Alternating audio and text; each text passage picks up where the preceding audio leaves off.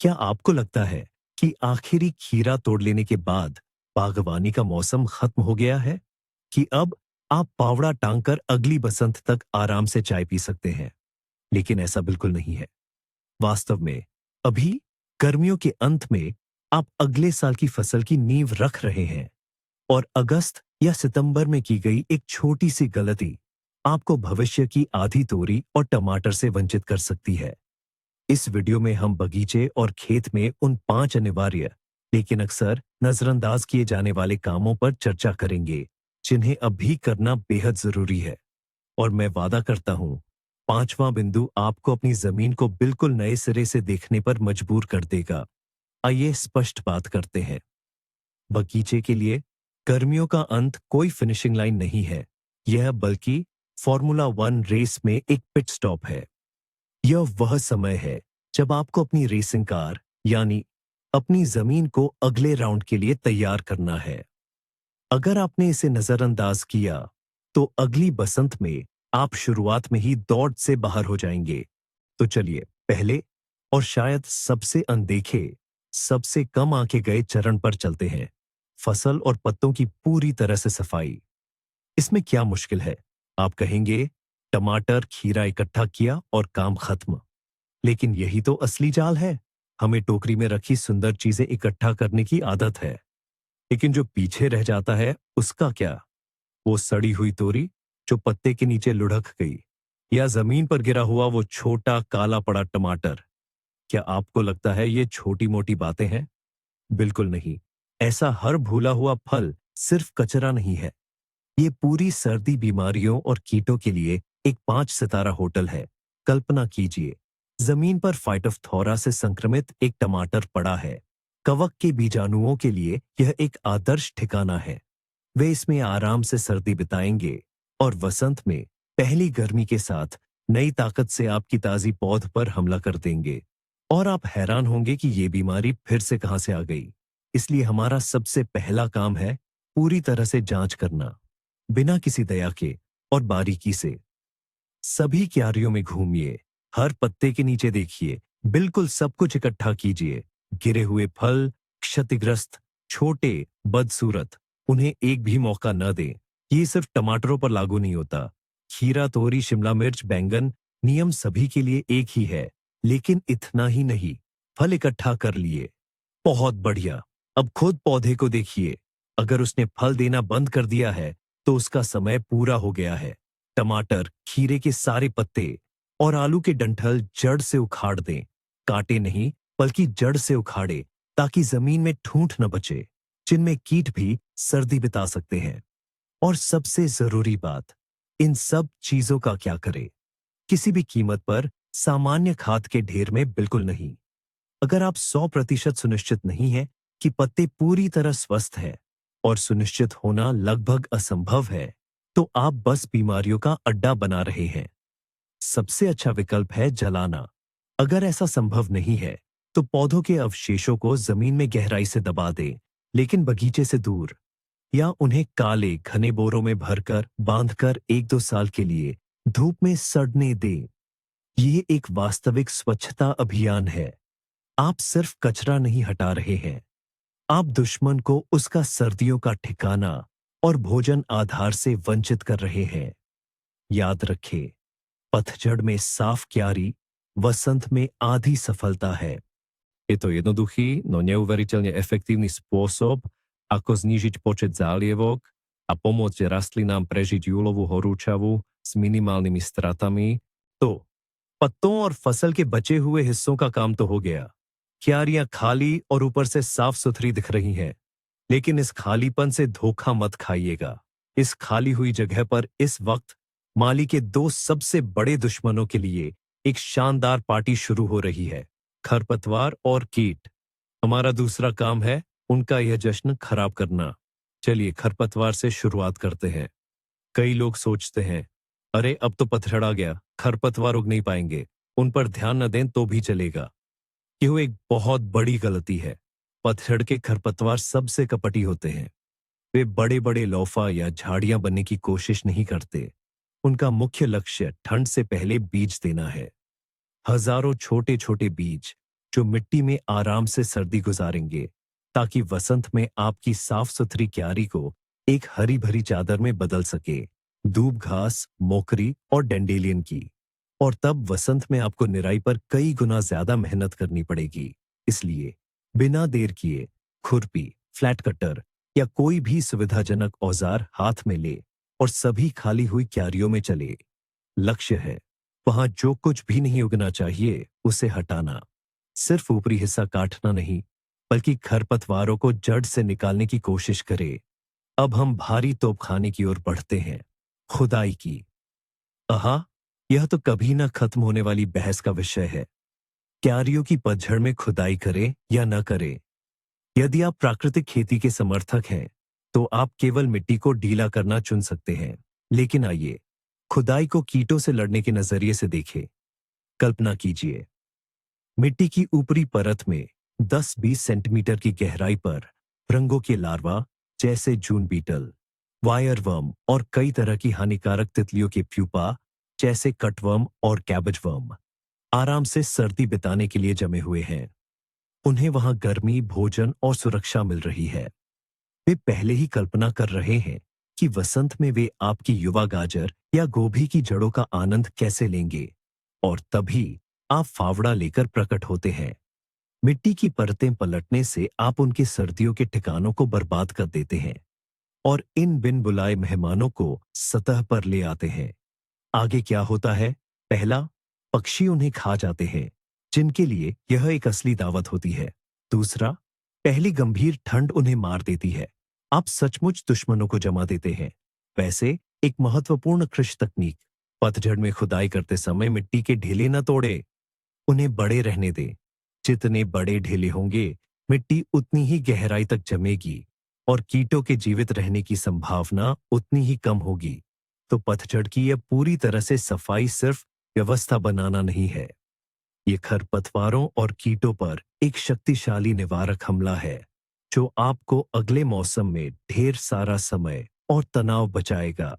तो अब गार्डन की क्यारियां साफ हो गई हैं और मिट्टी भी खोद ली गई है। अब आगे क्या? क्या इसे वसंत तक ऐसे ही खाली और बिना कुछ किए छोड़ दें? बिल्कुल नहीं। जरा कल्पना कीजिए, एक व्यक्ति जिसने पूरे दिन कड़ी मेहनत की है, वह थका हुआ और भूखा है। अगर उसे खाना न खिलाया जाए, तो अगली बार काम करने के लिए उसमें ताकत कहां से आएगी?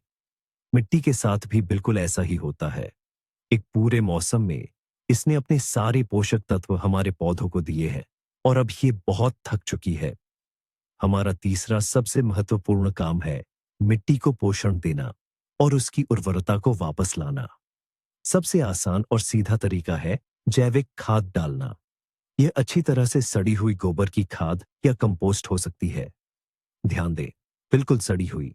ताजी गोबर की खाद को पतझड़ में डालना संभव है, लेकिन इसके अपने फायदे और नुकसान हैं। एक तरफ यह सर्दियों में विघटित हो जाएगी, दूसरी तरफ इसमें खरपतवार के बीज और हानिकारक जीवाणु हो सकते हैं। इसलिए पूरी तरह से तैयार कंपोस्ट या खाद ज्यादा सुरक्षित और भरोसेमंद विकल्प है। हम इसे बस खोदी हुई क्यारी की सतह पर समान रूप से बिखेर देते हैं। सर्दियों में बर्फ और बारिश के असर से सभी पोषक तत्व मिट्टी में गहराई तक चले जाएंगे और उसे समृद्ध करेंगे। लेकिन एक और भी बेहतर, ज्यादा प्रभावी और मैं कहूंगा ज्यादा समझदार तरीका भी है। यह है संवलित फसलें बोना, जिन्हें हरी खाद भी कहते हैं। ये आपके बगीचे के लिए बस एक जादू जैसा है। संवलित फसलें या हरी खाद क्या है? ये ऐसे पौधे हैं जिन्हें हम फसल के लिए नहीं, बल्कि मिट्टी को ही फायदा पहुंचाने के लिए बोते हैं। सबसे लोकप्रिय है सरसों, पैसिलिया, फसीलिया, जई, राई और वेच। वेच ये क्या करते हैं? पहला, इनकी मजबूत जड़ प्रणाली मिट्टी को बेहतरीन तरीके से ढीला करती है, किसी भी कुदाल से भी बेहतर। जड़ें गहराई तक जाती है, जिससे मिट्टी हवादार और नमी सोखने वाली बनती है। दूसरा, ये असली सफाई कर्मी है। जैसे सरसों मिट्टी में ऐसे पदार्थ छोड़ती है जो फाइटोफ्थोरा जैसे रोगों को पनपने से रोकते हैं, और वायरवर्म जैसे कीटों को दूर भगाते हैं। यह एक प्राकृतिक और पूरी तरह से सुरक्षित कीटाणुशोधन है। और तीसरा, यह जाहिर तौर पर पोषण है। संवलित फसलों का हरा भाग, green mass, nitrogen, potassium, phosphorus और सूक्ष्म पोषक तत्वों का भंडार है, जो भविष्य के पौधों के लिए सबसे आसानी से उपलब्ध रूप में होते हैं। जब संवलित फसलें थोड़ी बड़ी हो जाइए, लेकिन फूल न खिले, तो उन्हें काट लेना चाहिए। फिर या तो उन्हें हल्के से मिट्टी में मिला देना चाहिए, या बस क्यारी की सतह पर मल्च के रूप में छोड़ देना चाहिए। सर्दियों में यह सारा हरा पदार्थ सड़ जाएगा और बेहतरीन ह्यूमस में बदल जाएगा। संवलित फसलें बोना मिट्टी को एक स्पा या आरोग्य केंद्र भेजने जैसा है। वहां वह ठीक भी हो जाएगी, आराम भी करेगी और नई शक्ति भी प्राप्त करेगी। वसंत में आपको सिर्फ एक टुकड़ा जमीन नहीं मिलेगी, बल्कि एक जीवंत, सुगठित और उपजाऊ मिट्टी मिलेगी, जो नई रोपण के लिए पूरी तरह से तैयार होगी। यह बिना किसी रसायन और भारी मेहनत की मिट्टी को बेहतर बनाने का सबसे प्रभावी तरीका है। लगता है हमने सब कुछ साफ कर दिया, खुदाई कर ली, खाद डाल दी, अब आराम करने का समय है। लेकिन नहीं, एक सच्चा माली जानता है, एक मौसम का अंत दूसरे की शुरुआत होती है। और हमारा चौथा बिंदु पतझड़ के शांत मौसम के बारे में बनी धारणा को पूरी तरह तोड़ देता है, क्योंकि अभी पौधों की बुवाई खत्म करने का नहीं, बल्कि नई शुरुआत करने का सही समय है। हम बात कर रहे हैं सर्दियों से पहले की बुवाई की। यह क्या है और इसकी जरूरत क्यों है? ये ऐसी फसलों की बुवाई है जो जमीन में आराम से सर्दी बिताती है, ताकि वसंत में सबसे पहली उपज मिल सके। जब आपके पड़ोसी अपनी क्यारियां तैयार कर रहे होंगे, तब तक आपके खेत में ताजी हरी सब्जियां या लहसुन उग चुका होगा। ये आपको समय में बहुत बड़ी बढ़त दिलाता है। सर्दियों से पहले की बुवाई का मुख्य राजा निस्संदेह सर्दियों का लहसुन है।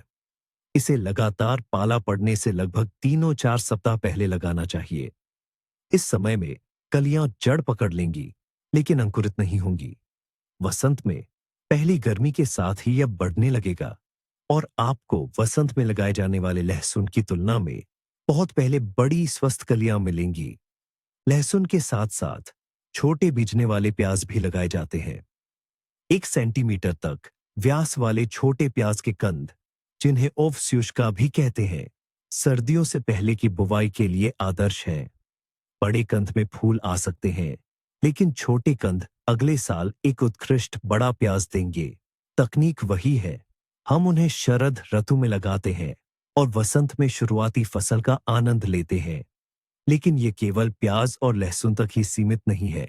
सर्दियों से पहले कुछ हरी पत्तियां बोई जा सकती हैं और बोनी भी चाहिए।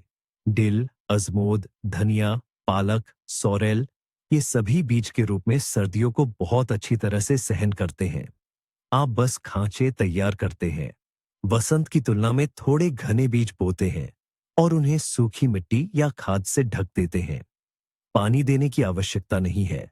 वसंत में जैसे ही बर्फ पिघलेगी, पिघला हुआ पानी बीजों को जगा देगा और आपको वसंत की बुवाई की तुलना में 2-3 सप्ताह पहले मेज पर विटामिन से भरपूर हरी सब्जियां मिलेंगी। और सुंदरता को भी न भूले, गर्मियों का अंत और शरद ऋतु की शुरुआत कंद वाले फूलों की बुवाई का सुनहरा समय है। ट्यूलिप, डैफोडिल्स, जलकुंभी, हायसिंथ, क्रोकस, मुस्कारी, इन सभी को अभी लगाना चाहिए। उन्हें ठंडी जमीन में जड़ें जमाने और सर्दियों के आराम की अवधि से गुजरने की जरूरत होती है, ताकि वसंत में वे चमकीले रंगों में खिल उठे और आपको असली वसंत का पहला एहसास करा सके। तो अपने बागवानी के दस्ताने छिपाने की जल्दी न करें। शरद ऋतु की बुवाई अगले मौसम में एक स्मार्ट निवेश है, जो आपको शुरुआती फसल, भरपूर फूलों और वसंत में बचाए गए समय से पुरस्कृत करेगी। हमने अपनी खाली क्यारियों का ध्यान रखा, मिट्टी को पोषण दिया और नई पौध भी लगाई। लेकिन हमारा बगीचा सिर्फ एक साल उगने वाली सब्जियों का ही नहीं है। इसमें हमारे पुराने साथी और अनुभवी पौधे भी हैं, हमारे बहुवर्षीय झाड़ियां और फूल। और हमारा पांचवां और आखिरी मुख्य बिंदु उन्हीं को समर्पित है। पतझड़ में इनकी अनदेखी करना अगले साल अपनी फसल और बगीचे की खूबसूरती का एक बड़ा हिस्सा खोने जैसा होगा। यह सबसे पहले बेरी की झाड़ियों की बात हो रही है, जैसे करंट, करौंदा और रास्पबेरी। जब वे हमें अपनी सारी बेरियां दे देती हैं, तो वे विश्राम की अवस्था में चली जाती हैं और यह सफाई और आकार देने वाली छंटाई के लिए सबसे सही समय होता है। इसकी जरूरत क्यों है? कल्पना कीजिए, एक पुरानी घनी हो चुकी करंट की झाड़ी। उसके बीच में आपको पुरानी गहरी लगभग काली टहनियों का एक गुच्छा मिलेगा। उनमें अब मुश्किल से ही फल लगते हैं, बल्कि वे झाड़ी को और घना बनाती हैं, हवा का संचार रोकती है और बीमारियों व कीटों के लिए आदर्श परिस्थितियां पैदा करती है। साथ ही वे नई और फल देने वाली डालियों की ऊर्जा भी छीन लेती है। हमारा काम उनका कायाकल्प करना है, सेकेटर लें और जड़ के पास से ही सभी पुरानी, 4-5 साल से ज्यादा पुरानी, बीमार, टूटी हुई और जमीन पर फैली टहनियों को बिना किसी हिचकिचाहट के काट दें। साथ ही उन कमजोर और पतली डालियों को भी हटा दें, जो सिर्फ झाड़ी को घना बनाती है। रास्पबेरी में उन सभी 2 साल पुरानी टहनियों को काट दें, जिनसे फल आ चुके हैं, और सिर्फ इस साल की मजबूत 1 साल पुरानी डालियों को रहने दें। ऐसी छटाई एक साथ कई समस्याओं का समाधान करती है। सबसे पहले हम झाड़ी में रोशनी और हवा का संचार बेहतर करते हैं, जो फंगल बीमारियों को रोकने का सबसे अच्छा तरीका है। दूसरे, हम सभी पोषक तत्वों को सीधे नई और मजबूत टहनियों पर फल बनने में लगाते हैं। नतीजतन अगले साल बेरियां न सिर्फ ज्यादा होंगी, बल्कि बड़ी और मीठी भी होंगी। यही बात बहुवर्षीय फूलों पर भी लागू होती है, खासकर उन पर जो बहुत ज्यादा फैल जाते हैं, जैसे होस्टा, पेओनी, आइरिस, डेलिली। अगर आपने देखा है कि झाड़ी बहुत बड़ी हो गई है और फूल कम आ रहे हैं, तो इसका मतलब है कि उसे विभाजित करने का समय आ गया है। झाड़ी को ध्यान से खोद कर निकालें, मिट्टी झाड़ दें और तेज चाकू या फावड़े से जड़ के गुच्छे को कई हिस्सों, डिवीजन में बांट दें। हर डिवीजन में अपनी जड़ें और कुछ नई कॉम्प्लेन होनी चाहिए। जड़ के गुच्छे के पुराने, बीच वाले हिस्से को अक्सर फेंक दिया जाता है और युवा व स्वस्थ डिवीजन को नई जगहों पर लगा दिया जाता है। यह न सिर्फ पुराने पौधे को फिर से जवान बनाता है, बल्कि इससे आप अपने पसंदीदा फूलों को मुफ्त में बढ़ा भी सकते हैं। पतझड़ में बहुवर्षीय पौधों की देखभाल करना कोई शौक नहीं, बल्कि एक जरूरत है। ये हमारे हरे भरे दोस्तों के लिए नाई और ब्यूटिशियन के पास जाने जैसा है। वे इसके बदले में आपको घने फूलों और भरपूर फसल से धन्यवाद देंगे। ஒருவேளை உங்கள் தோட்டத்தில் சேற்று நிலத்தை உருவாக்கினால், வேர்களுக்கு ஆக்சிஜன் கிடைக்காமல் மூச்சு திணறி அழுகிப் போகத் தொடங்கிவிடும். மே மாதத்தில் தண்ணீர் ஊற்றுவதற்கு மிகச் சிறந்த நேரம் காலைதான். இரவு முழுவதும் பூமி கொஞ்சம் குளிர்ந்து இருக்கும் என்பதால் தண்ணீர் மெதுவாகவும் திறம்படவும் உறிஞ்சப்படும். இதனால் அதிகப்படியான ஆவியாதல் தடுக்கப்படும். செடிக்கு நாள் முழுவதும் தேவையான நீர்ச்சத்து கிடைக்கும். ஒருவேளை தவறுதலாக தண்ணீர் இலைகளின் மீது பட்டாலும் காலை சூரியன் அதை விரைவில் காய வைத்துவிடும். இது பூஞ்சை நோய்கள் வருவதற்கான அபாயத்தை குறைக்கும். பூஞ்சைகள் மே மாத இரவுகளின் ஈரப்பதத்தையும் குளிர்ச்சியையும் மிகவும் விரும்பும். ஆகவே மே மாதத்திற்கான இந்த முக்கிய விதியை நினைவில் கொள்ளுங்கள். கவனமாக இதமான வெதுவெதுப்பான நீரால் செடியின் வேர் பகுதியில் மட்டுமே, முக்கியமாக காலையில் தண்ணீர் ஊற்ற வேண்டும். நமது நோக்கம் செடியை நிரப்புவதல்ல, மாறாக அது நன்கு வேரூன்ற உதவுவதுதான். உங்கள் பசுமையான செல்லப் பிராணிகளுக்கு கவனமாக பார்த்து கொள்ளும் ஒரு தாய் அல்லது ஆயாவைப் போல உங்களை கருதுங்கள். மண் ஒரு மண்வெட்டியின் ஆழம் வரை ஈரமாக இருப்பதை நீங்கள் பார்க்க வேண்டும். மேலடுக்கில் மட்டும் ஈரமாக இருந்தால் நீங்கள் நேரத்தையும் நீரையும் வீணடித்து விட்டீர்கள் என்று அர்த்தம். இந்த அழுத்தமான் முறை மண்ணின் மேல் அடுக்கை காய்ந்து போகச் செய்கிறது. இதனால் வேர்கள் உயிர் தரும் ஈரத்தை தேடி ஆழமாகச் செல்கின்றன. அவை வளர்கின்றன, கிளைக்கின்றன, புதிய ஆழங்களை அடைகின்றன. நம் எதிர்கால அறுவடைக்கு ஒரு வலிமையான அடித்தளத்தை நாம் உருவாக்குகிறோம். இது விளையாட்டில் போல சுமையில்லாமல் தசை வளர்ச்சி இருக்காது. அதுபோலவே இங்கேயும் லேசான தாக சோதனையின்றி वलीमयान वेरकल उर्वाखाद। और अब आता है वो सबसे बड़ा राज जिसकी मैंने बात की थी।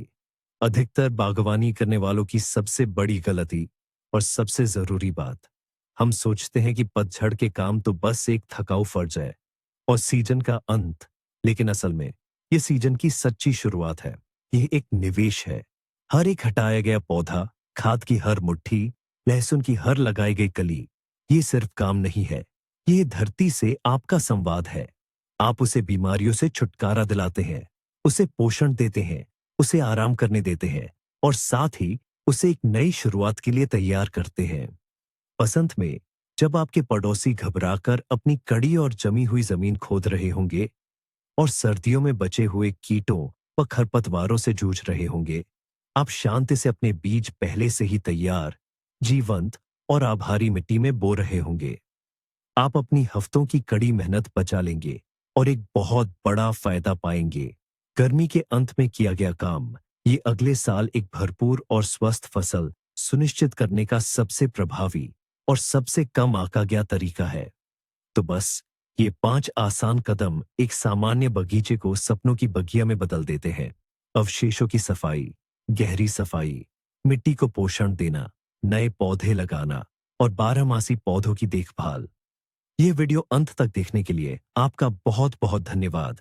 अगर ये आपके लिए उपयोगी था तो कृपया इसे लाइक करें और चैनल को सब्सक्राइब करें ताकि आप नए सुझावों से न चूकें।